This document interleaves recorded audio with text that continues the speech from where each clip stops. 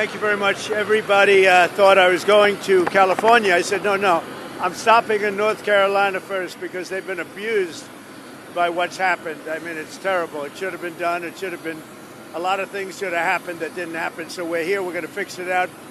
We're working with the gentleman behind me, and you know who they are, and we're going to fix it.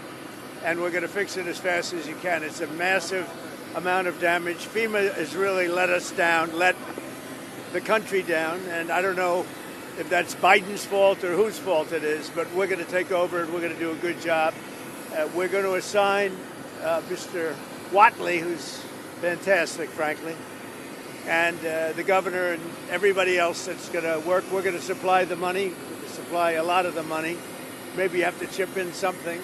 You'll chip in a little something, like maybe 25% or whatever. But we're going to get it done as quickly as we can. And we want to take care of the people of North Carolina. It's so interesting. Everybody's talking about California, and that's a mess. But I said, I'm not going to California until I stop in North Carolina. So here we are. We're going to go visit the site, and we're going to work with probably 3 of the congressmen, Republican congressmen, who've been fantastic, whose areas have been affected, and with Michael Whatley, the governor, and whoever else is, we decide to get involved. Probably less FEMA, because FEMA just hasn't done the job. And we're looking at the whole concept of FEMA. I like, frankly, the concept when North Carolina gets hit, the governor takes care of it. When Florida gets hit, the governor takes care of it, meaning the state takes care of it. To have a group of people come in from an area that don't even know where they're going in order to solve immediately a problem is something that never worked for me. But this is probably one of the best examples of it not working. And there's been some others, like in Louisiana, etc. So we're going to be doing something on FEMA that I think most people agree. I'd like to see the states take care of disasters. Let the state take care of the tornadoes and the hurricanes and all of the other things that happen. And I think you're going to find it a lot less expensive. You'll do it for less than half, and you're going to get a lot quicker response. So that seems to be the recommendation, but we'll be making that recommendation over the next couple of weeks. We're going to go to the site now, and we're going to figure out a plan for really demolition and cleaning, because not a lot's been done, and we're very disappointed in the Biden administration, but we're going to make up for lost time. And I said I'd do that, and this is about the earliest we could possibly be here. And we're honored to be here. This has been a great state. They're great people, and they've really been mishandled. But this group is going to be great, and we're going to get it taken care of. Any questions? How will you respond to FEMA? Do you expect to ask Congress for additional aid for North Carolina and California? It'll be direct. In other words, the aid will go through us. So rather than going through FEMA, it will go through us. And I think maybe this is a good place to start. Because, and in all fairness to the governor, and in all fairness to everybody else, FEMA was not on the ball. And we're going to turn it all around. Yes. A lot of Americans think that this is symbolic of what your campaign was all about. America first, putting your priorities to Americans, even going to California where their policies might have been one of the biggest reasons why they've had these problems. But you're putting the American people first. Your thoughts on that? We are. Thank you. I like that question. Boy, I want more questions like that.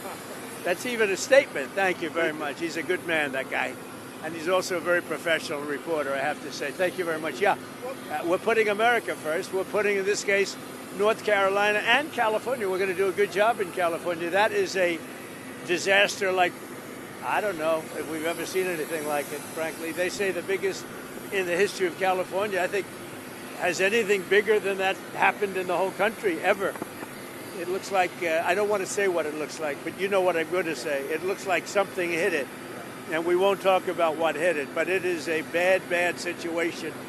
And I guess I'm going to meet with some government officials, but I mean, much more importantly, and in California, just to revert to it for a second, millions of gallons of water are waiting to be poured down through already the half pipes that are already built. I mean, they've been up for 40 years, and about 20 years ago, they turned off the water.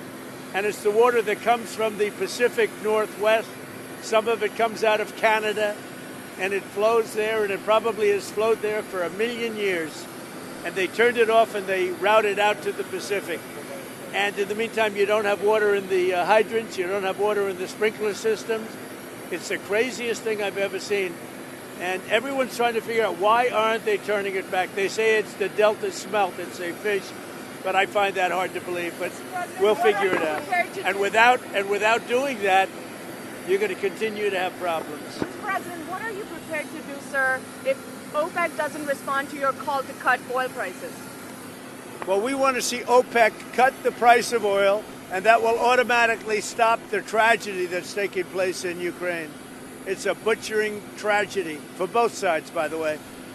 A tremendous number of Russian soldiers are dead, tremendous number of Ukrainian soldiers, and a lot of people are dead from the bombing of the cities. But right now it's just bullets whacking and hitting men, mostly men, almost in all cases men.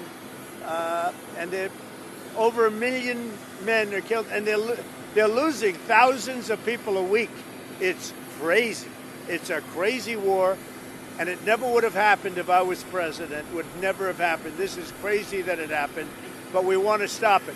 Now, one way to stop it quickly is for OPEC to stop making so much money and to drop the price of oil, because they have it nice and high. And if you have it high, that war is not going to end so easily. So OPEC ought to get on the ball, and they ought to drop the price of oil, and that war will stop right away. Mr. President, funding to Los Angeles because of its sanctuary city policy? I want to see two things in Los Angeles: voter ID, so that the people have a chance to vote, and I want to see the water be released and come down into Los Angeles and throughout the state.